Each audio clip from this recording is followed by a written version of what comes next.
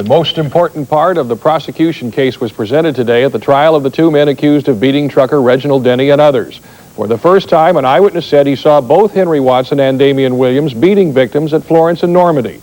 John North is live with the news van downtown. Let's go to John right now. John. Mark Bob Turr was an observer that the day the riot started, his wife was the camera person in the helicopter. And hovering over the intersection of Florence and Normandy, they watched the violence unfold. And in a full day on the stand, Turr described how Damian Williams, or how he saw Damian Williams, and Henry Watson beat and attacked people. Bob Turr says he was hovering 70 feet over the intersection of Florence and Normandy. Turr, the observer, his wife, the camera person. Turr testified that in virtually every instance where Damian Williams and Henry Watson are accused of attacking someone, he can clearly identify the defendants. Turr identifies Watson as the man who moves in to hold Reginald Denny on the ground while others attack him, and Damian Williams is the man who he says throws the brick at Denny. He says he saw it clearly. Turr was questioned by prosecutor Janet Moore. Are you absolutely certain that this man in court, defendant Williams, is the person that threw the brick into Reginald Denny's head? There's no doubt.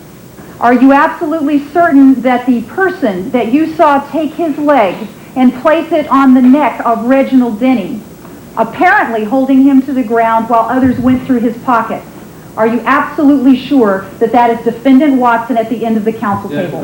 It was. He went through the videotape showing where he says Williams looks up at the helicopter while he gestures at Denny. And then another scene with the man he says is Williams. He's squatting and doing something with his hands.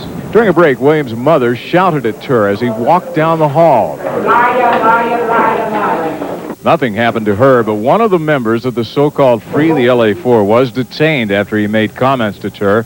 Paul Parker's been warned he's violating a court order against witness intimidation. Williams' attorney, Edie Fall, tried to question Turr's credibility. Within the journalism community in the Los Angeles area, do you have a reputation for being a person who doesn't tell the truth? No. Turr admitted that at only 70 feet, he was a hazard to people on the ground. Turr said he wanted to be certain he showed the right man.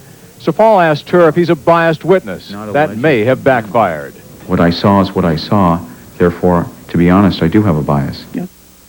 Turr will be back on the stand on Tuesday. The defense will continue its cross-examination. And remember, we still haven't heard from the defense. They should start their case in about 2 weeks. Reporting live from the Criminal Courts Building in downtown Los Angeles, I'm John North.